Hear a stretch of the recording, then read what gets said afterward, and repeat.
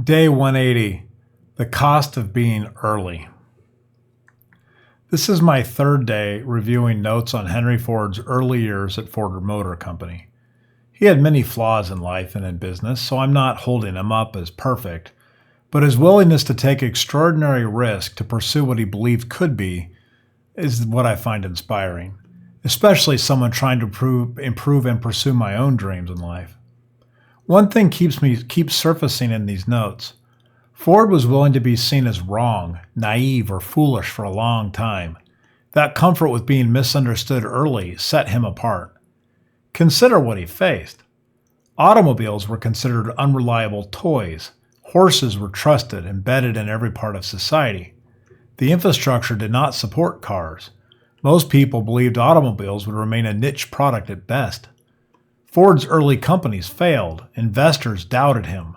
Competitors dismissed his focus on affordability as too basic, too limiting, not what customers wanted. His obsession with simplicity drew criticism from every direction. Then in 1914, he doubled wages to $5 a day. The public saw it as reckless. Competitors thought it would destroy margins.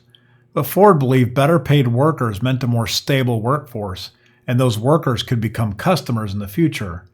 He was misunderstood in both his business logic and his social philosophy. This is where most people fail, not because the idea is bad, not because the risk is too high, but because the social pressure is too strong. Being early often means looking wrong, standing alone, being questioned constantly. That emotional weight breaks more ventures than poor planning ever does. We live now in an environment of instant feedback, public opinion, constant comparison.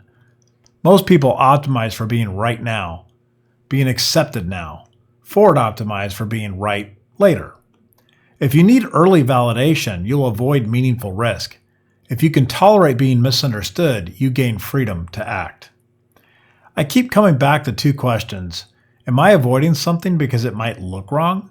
Am I choosing acceptance over progress? The market rewards ideas after they become obvious.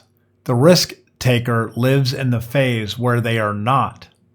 That gap, that space between vision and validation, requires a particular kind of endurance. Ford definitely had that. The question I am sitting with today is whether I do.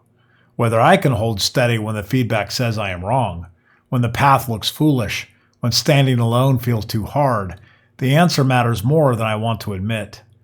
The next step is small. Identify one place where I am optimizing for acceptance instead of progress. Name it clearly. Then decide if I can tolerate being misunderstood long enough to see it through.